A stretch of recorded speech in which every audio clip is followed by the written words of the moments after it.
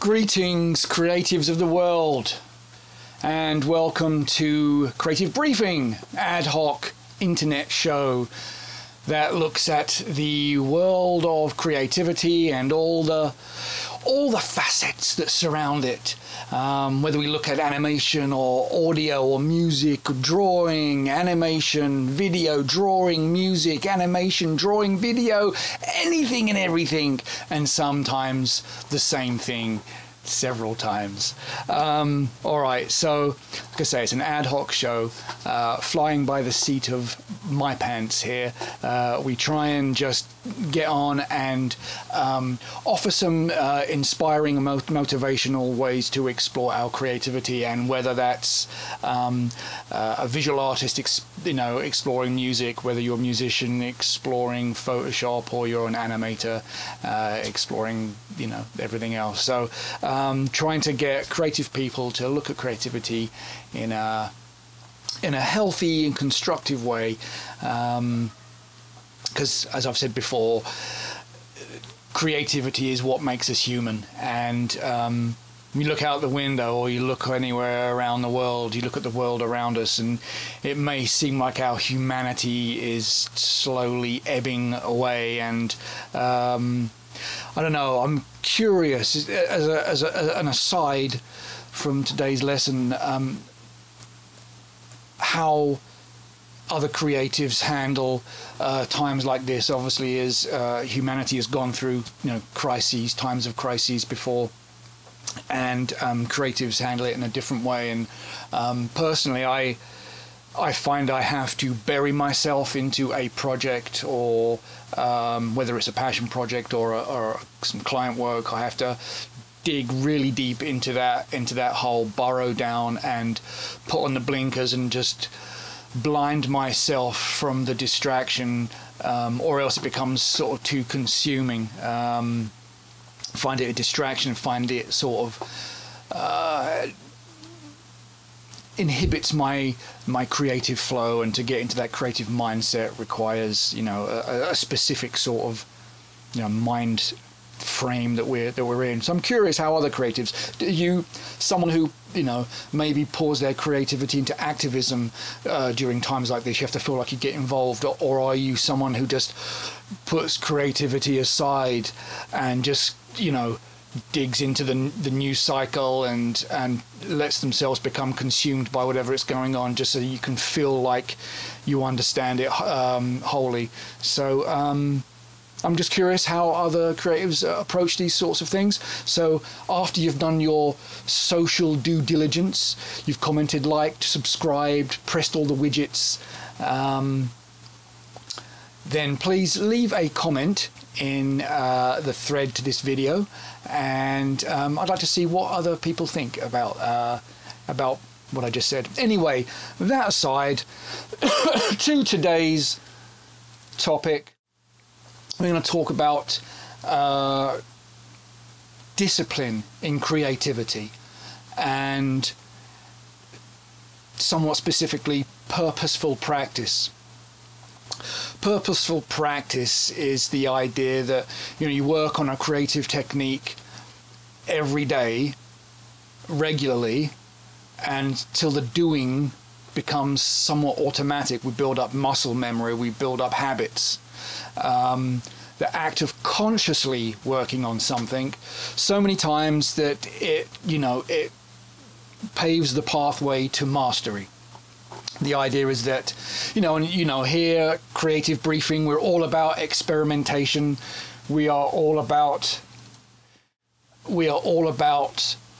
playful pushing and pulling, and sometimes that getting lost in the creative side of the brain, where time evaporates and you find you've just been having some fun. That's an absolutely important part of creativity. But when you want to actually master something, say you're a musician and or you're looking to learn a musical instrument, whether you're an artist and looking to make that a profession, whether you're a writer and you're looking to write your great novel, any of those disciplines take discipline.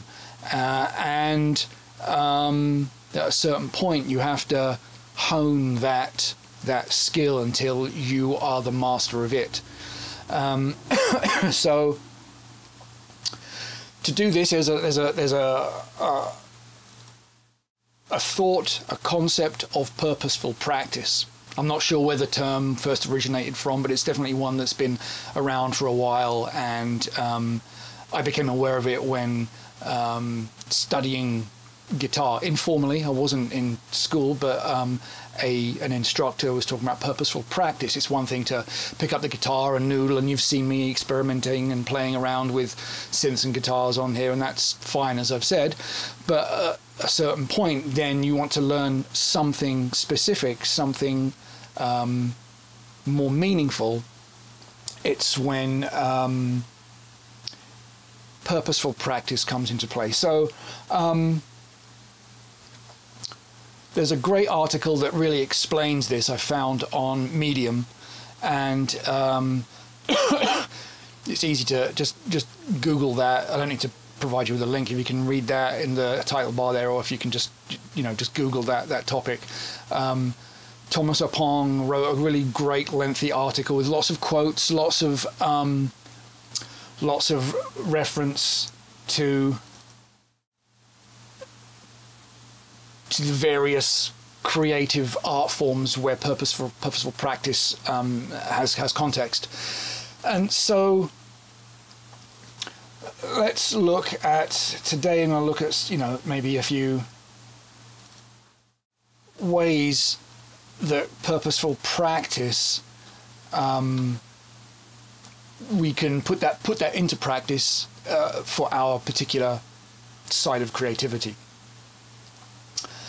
So for drawing and sketching, if you're a visual artist, I would hope everything starts with a pencil sketch. I know some people can just dive straight into Illustrator and start illustrating, and that's definitely valid. I'm not going to sort of discount that, but I think that drawing and sketching is such a almost primeval aspect of of our creativity. We were smashing stones and burnt sticks on cave walls long before obviously there was software to do this. So I think there's something primeval about picking up a pencil and putting that pencil to paper. It's tactile. The connection between the hand and the brain is more connected than, say, the hand and the mouse to the software. So even if you're a digital illustrator or a photo artist, photo illustrator, I would hope that you would consider picking up a pencil and putting it to paper before you do anything. And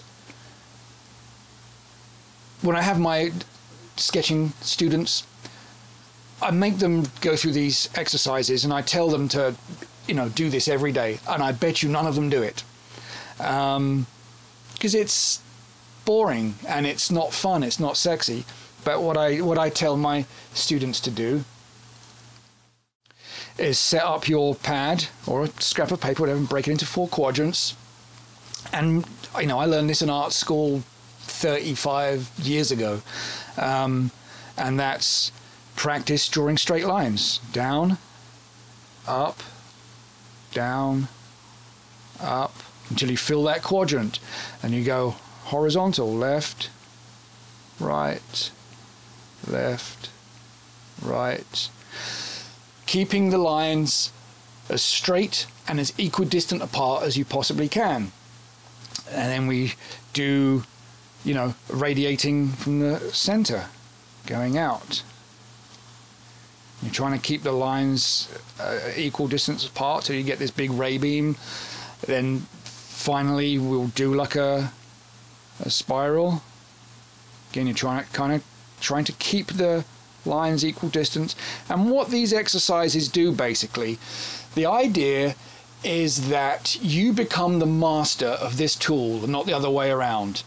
The tool is not driving you, you're driving it, and you can anticipate how it feels to push or pull or drag it in any direction from any standpoint, whether you're trying to draw a line up, obviously we have the luxury that we can turn that around and draw it in an angle that's more comfortable. We don't always have that luxury, though. Sometimes, I mean, the great masters who are doing large tapestries or large frescoes, for example, you're not able to rotate a whole wall, obviously. So you have to be able to control that pencil in every direction, whether pushing or pulling, until you are the master of it. You know exactly what the mark is going to be made, exactly what this pencil is going to do, how it's going to react every time, so that you are the master of it. So I recommend to all my students that they go through this warm-up exercise, and it's 5 minutes. It's 5 minutes. If you're going to draw for half an hour a day, do these warm-up exercises. Become the master. Find an object in the house, any object. So it could be the most mundane object. It could be something as, you know, ornate as like a little figurine type thing. It could be a fantastically decorated ring or a brooch, or it could be as flat and boring as a plate. But taking that thing and observing it and drawing it, looking at the reflections, looking at the shadows, looking at the interplay of lines where different parts of the object intersect with each other, that will help you understand. Another quote from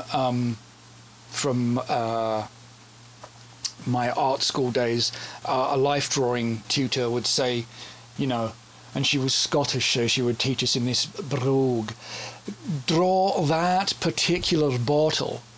Don't draw any bottle. Get up and walk around and look at that particular bottle. So you're looking at the object, understanding it from every angle, and you're not drawing. You know that the plate is round, so you draw a round plate, but maybe that plate has a chip there, maybe it has a scratch there. Understanding and looking closely, observing the object, and learning to train your eye to look as an artist, and the interplay and intersection of forms. Finally, if you're an artist and to improve your sketching, try different materials.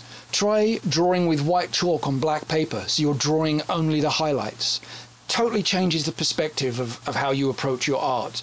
Try drawing only in shadow. Don't draw outlines. I know a lot of us, when we're first sketching, we might draw a face, you know, like, you know, but our faces don't look like that. Our faces are solid forms that are described by light and shadow. So try drawing a face that's only made up of shading. Try starting with, you know, shade, and then taking an eraser and erasing away the bits that are highlights. So just try approaching the same technique from a different approach, or from the same craft through a different technique and different materials. Try rough paper and seeing how the pencil reacts to like a rough watercolor paper. Try wood. Try, if you're an artist, paint on wood. Prime the wood with just some white paint or some primer. Prime it with dark grey and then paint on it, and see how that. Just try different materials so that you can predictably understand how they're going to behave, or what results you can get from them, so that you know you're not limited to this sort of narrow. You may decide to specialize or do a whole series on just one thing, and then you might say, well, then everything outside of that spectrum I'm not concerned with. But I think as we look to become masters or take our creativity to another level, we just want to sort of round out our tool set, and it also, inspiration comes from that practice. So if we decide today, my purposeful practice is going to be using a different material every day this week.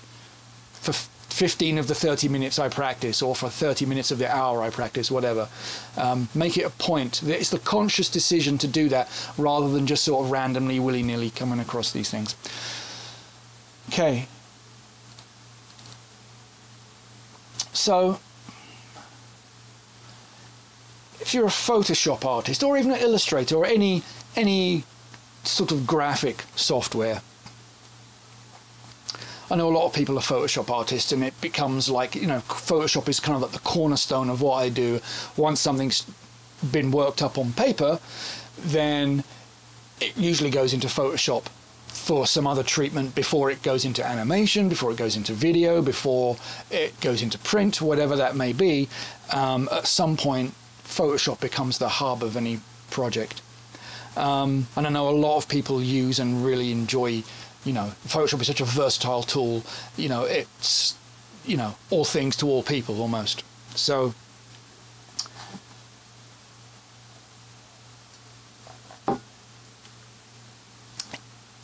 if you're in Photoshop or any graphic tool, take some time to learn the keyboard shortcuts. Learn one a day.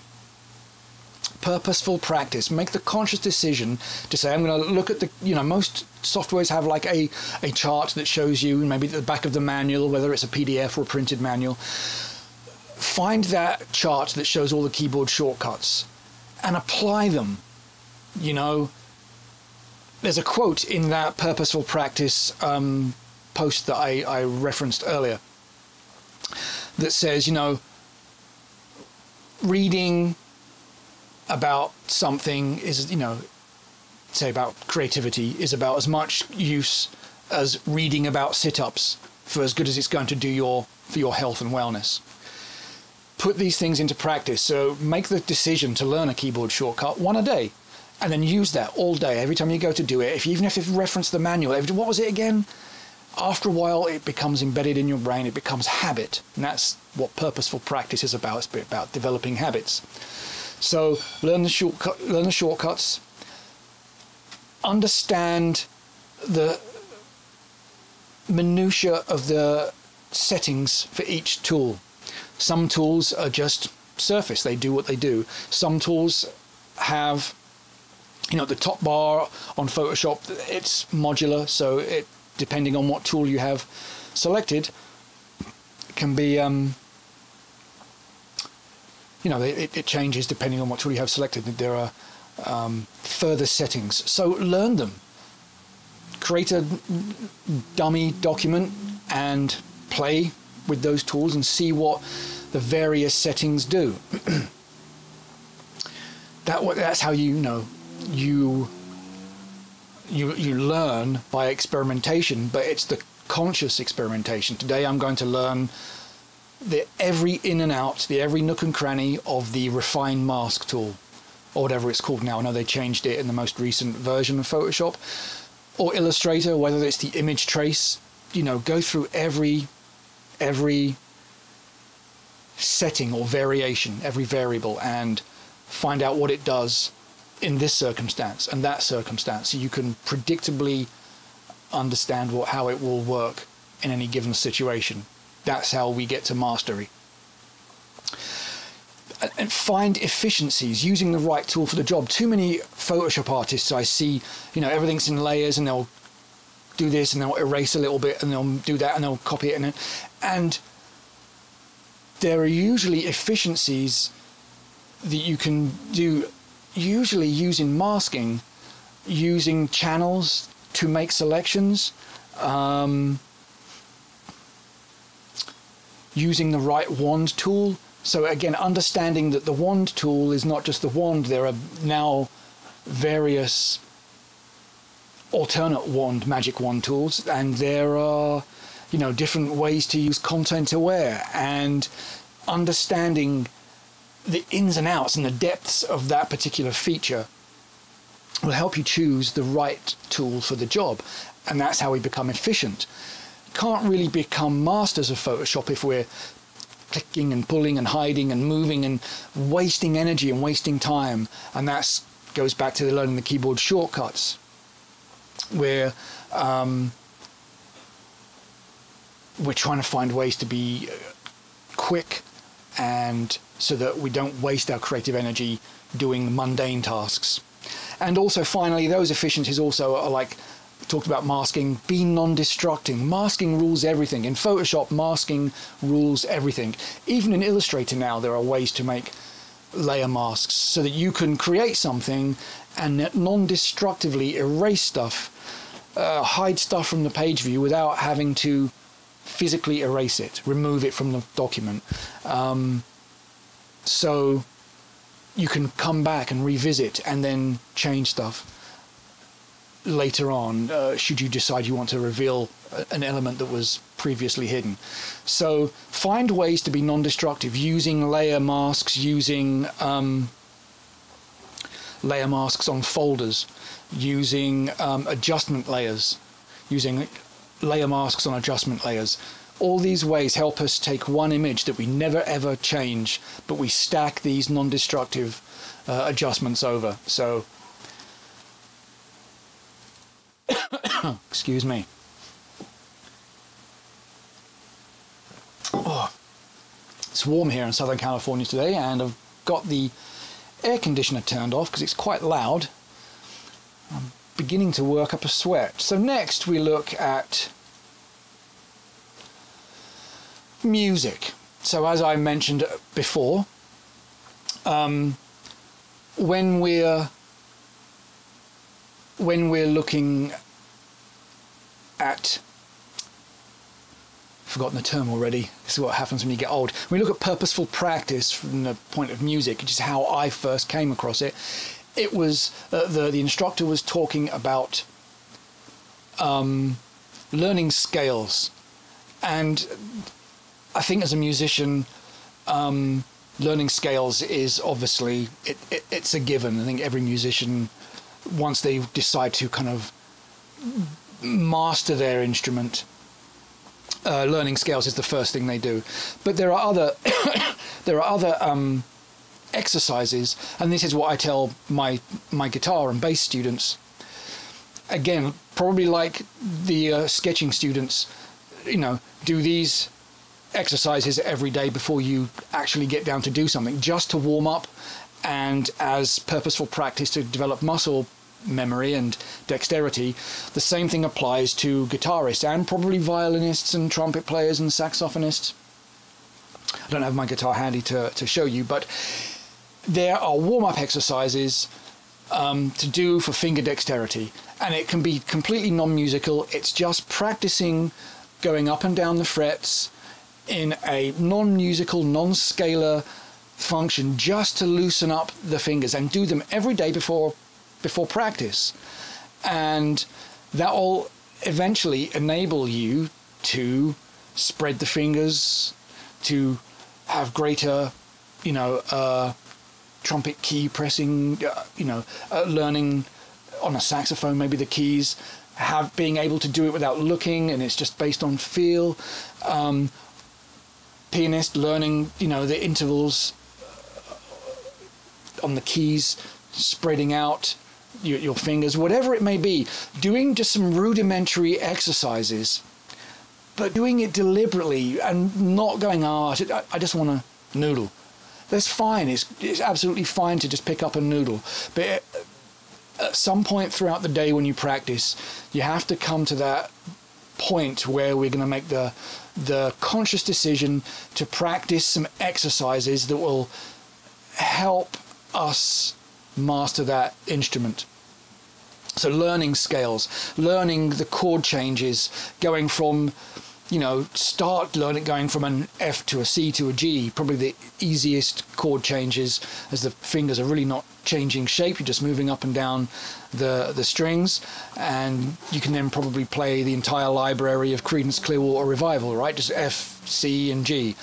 Good place to start, but practice by not looking at the neck. You're just going up and down the neck, playing the F, C, and G. Then go from a G to a D, G to an A minor, G to a F sharp minor.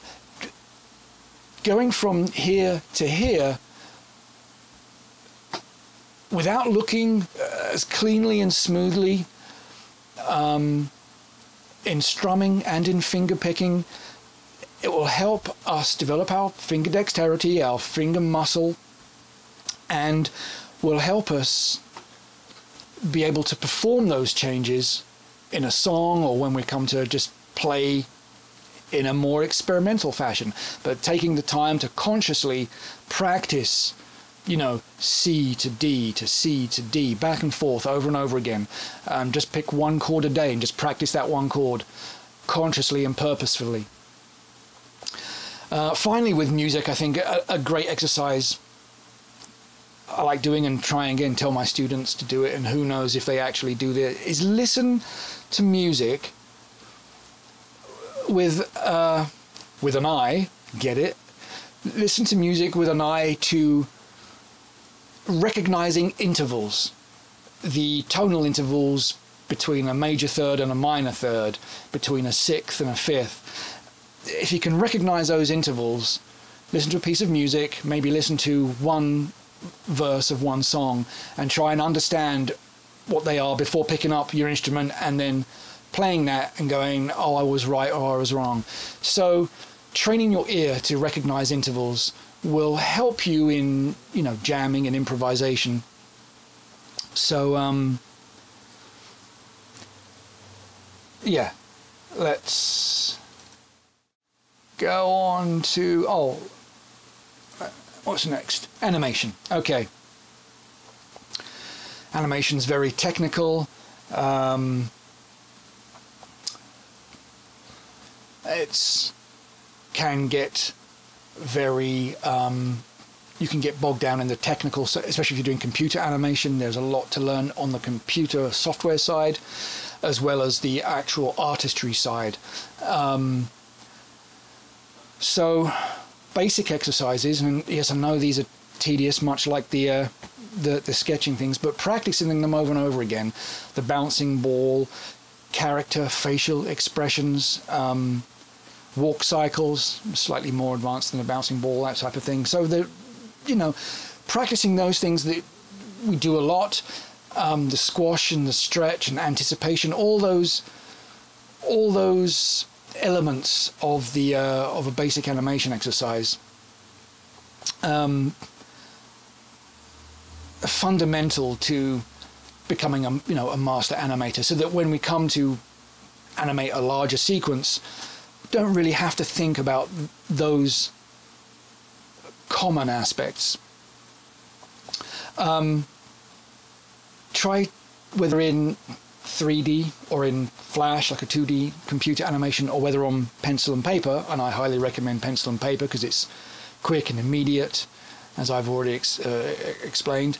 But try and find a way to give emotion to an inanimate object, and think of the Pixar lamp, the mother and the child, and the child comes bouncing in and it's full of joy. There's so much expression in just some primitive shapes and an otherwise just static, boring object. So even with a static illustration, try and capture an emotion in an inanimate object.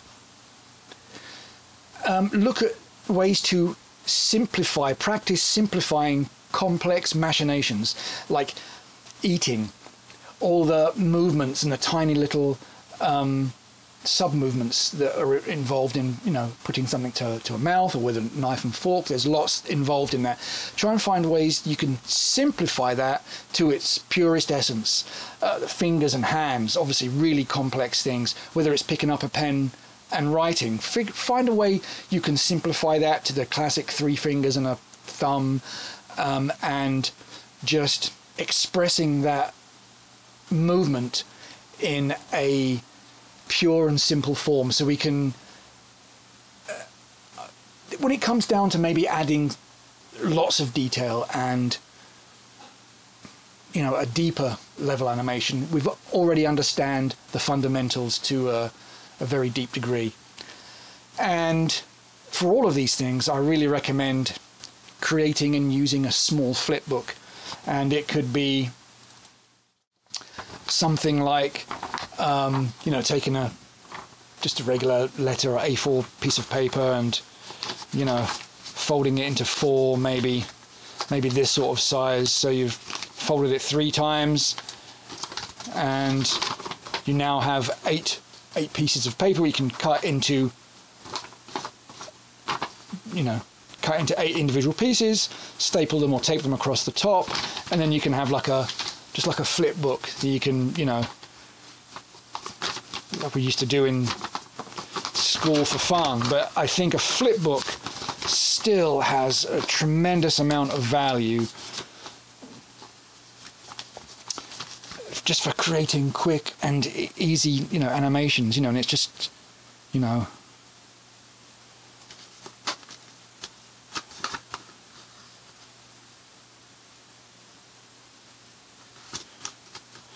just something stupid like that, but obviously not just two faces, open and closed eyes. I'm hyper simplifying here just to get the point across but maybe get a hand opening up over maybe a dozen or 2 dozen pages.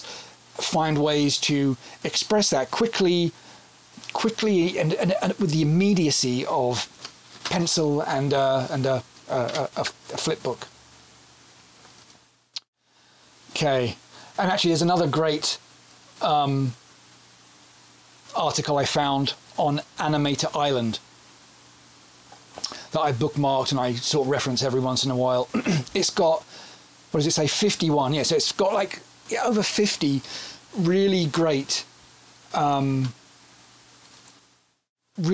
exercises for perfecting the craft of animation, and they're really basic to really quite advanced. And again, it's definitely something you should practice every day. Pick one and do it over and over again every day for a week, or pick one and do it several times over the day.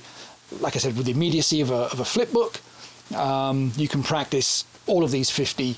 That will keep you going for a while, even if just doing it with the like I say, a quick flip book. Sure, if you want to jump into like Maya or Cinema 4D and then try and animate it with Bones and IK and all the other fancy stuff, that's fantastic. But I think there's like I said, definitely a value to doing something much more lo-fi than that. Okay, so finally, all right, so